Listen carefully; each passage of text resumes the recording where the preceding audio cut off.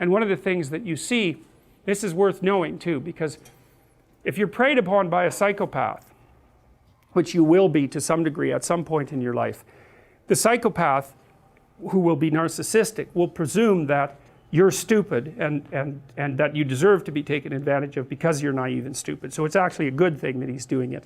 And his proof for, and I'm saying he because there are more male psychopaths,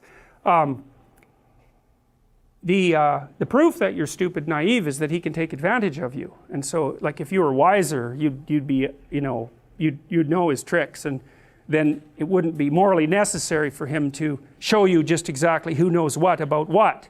And so the psychopath will use his ability to fool you as proof of his own grandiose omnipotence, omniscience, and narcissism.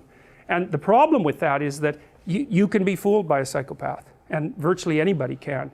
So that Robert Hare, for example, who studied psychopaths for a long time and interviewed a lot of them, like hundreds of them, and videotaped many of the interviews, he said when he was talking to the psychopath, he always believed what they were saying, and then he'd watch the video afterwards and see where the conversation went off the rails. But you know, the proclivity to be polite in a conversation is very strong, and if you're polite, you don't object to the way that the person unfolds their strategy, you know. And psychopaths are pretty good at figuring out how to manipulate, obviously, how to manipulate people, and the probability that you will be immune to that is extraordinarily low. Go watch Paul Bernardo being interviewed by policemen on YouTube. That's that's enlightening, man. Paul Bernardo, he's like the CEO of a meeting in that video, you know. He gives the cops hell, he gives the lawyers hell, he protests his innocence. He basically tells them that they're rude and untrustworthy because they don't trust him because he did a few little things 17 years ago.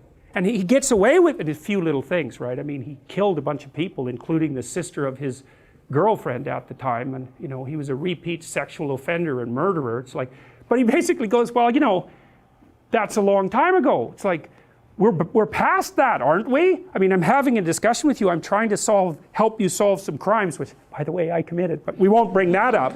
You know, and you're accusing me of being a liar. Like, you're not playing fair. What's up with you? And then when they answer, he looks at his fingernails, which is like, that's a lovely little manipulative thing, because it basically means whatever happens to be under my fingernail at the moment is much higher priority than listening to your foolish story. And you watch, you'll see people do that to you, and then you get a little insight into what they're up to.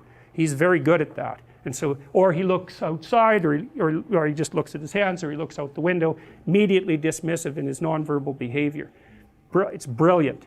The courts were forced to release that, by the way, but look it up, Paul Bernardo on YouTube. Wow, it's just mind-boggling. He's so good at what he does, and he's good-looking, and he's charismatic, and you know, he can really pull it off. And you can't tell what's happening with the cops and the lawyers, whether they're just letting him play his routine to get some information from him, or whether he's actually setting them back on his heels. And I suspect it's a bit of both, but it's masterful performance. If you didn't know who he was, and you were watching it without the audio, you'd think he's the CEO of some company giving his employees hell for not being up to scratch. That's all his body language, his eye contact, everything just speaks that. It's amazing. So anyways, you got these two-bit hoods here who think they're really something. They also think they're tough and dangerous, and they're not. They're just, you know, cowardly and corner dwellers, and they confuse their unwillingness to abide by reasonable rules as indication of their heroic courage, which is something else that low-rent hoods like to do, you know. And it's partly because lots of people who just attend to the law do that because they're cowardly, which is a Nietzschean observation. Are you good, or are you just afraid? Well, let's start with afraid first, before we proceed to good. And that the reason that you follow the rules is because you're afraid of getting caught. Yeah, well, you know those kids who, often university kids who are in like a hockey riot, and they end up breaking windows and stealing things, and you know, they get nailed for it, and afterwards they're really blown away by their own behavior. It's like, well, they're in that camp. It's like they think they're good people, but they're not. They're just never anywhere where you could be bad.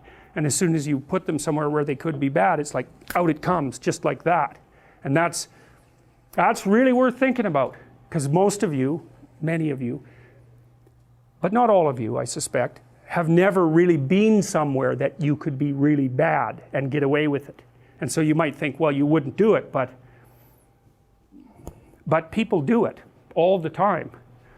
So anyways, they're talking about some exploits, and then they see that this character named Stromboli, who's a marionette, he has a puppet show, right?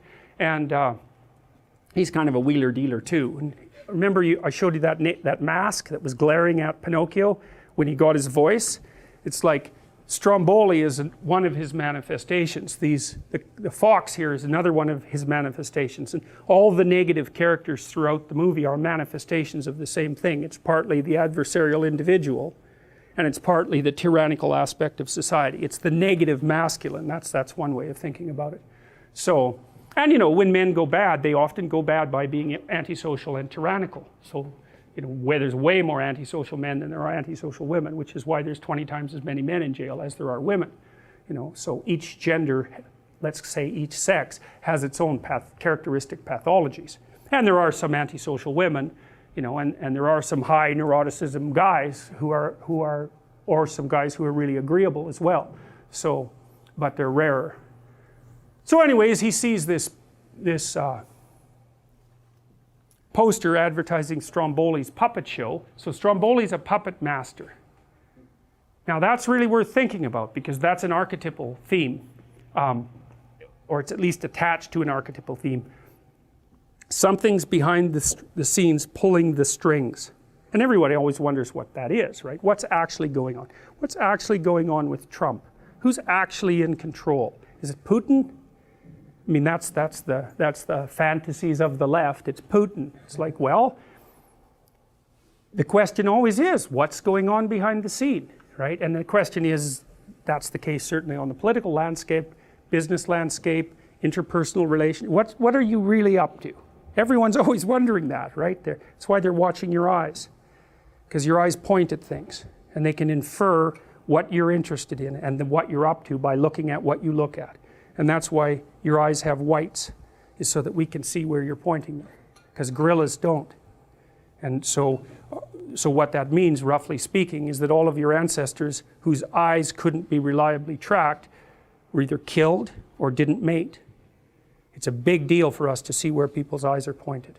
And so we're always watching each other's eyes constantly. What are you up to? What are you up to? What are you looking at? What do you want? And I want to know, because if I know what you want, I can predict how you're going to behave.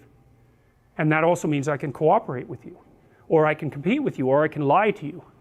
But all the information is in the eyes, surrounded by the facial display, right? Because that's also an indication of motivation and emotion.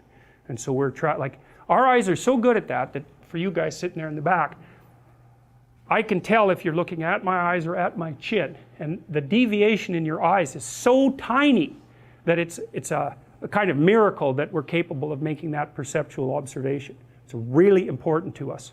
So, and we have really good eyes, so that's another thing about us. So anyways, what's going on behind the scenes? Well, if you look at Stromboli, you might be thinking, it's not clear he's someone you'd want to have pulling your strings. Like, there's a little bit of forced enthusiasm, let's say, there, and he's just not a very savory looking character. So anyways, the fox knows him, and they start talking about Stromboli, that old joker, and then how they could possibly involve him in some sort of scam because he's back in town.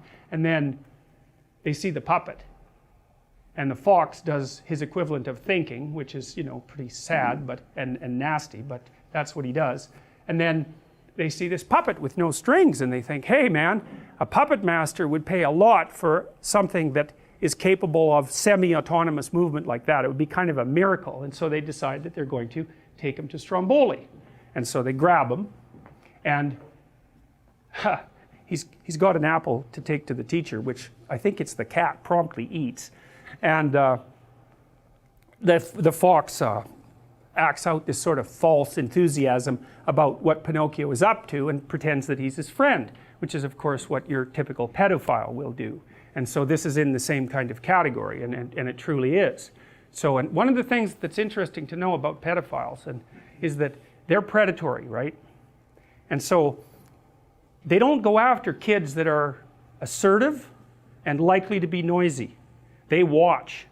and they watch to see if they can find a kid who's defeated, and that's good enough, who's defeated, and who's going to need a friend, and who's not going to object. And so when they check out, these are the ones who do the stranger abductions, which are, by the way, extraordinarily rare. They look for a victim type. They look for a kid who's going to be easy to take down. And so, you know, that's one thing you don't want. So you might think, well, one of the things that was really big, and it's probably even worse now, when I was a parent of young children, was to teach your kids how to be afraid of strangers. It's like, no, wrong. That is not what you teach them. Because all you do is teach them then to be timid and fearful, and the real predatory types, they're pretty much thrilled about that, because you'll also make them sheltered and naive, you know. So that isn't, you make your kids courageous and you get their damn eyes open, and that's the best thing you can do to protect them against people who are truly dangerous. So none of that terrifying them. It's not a good idea.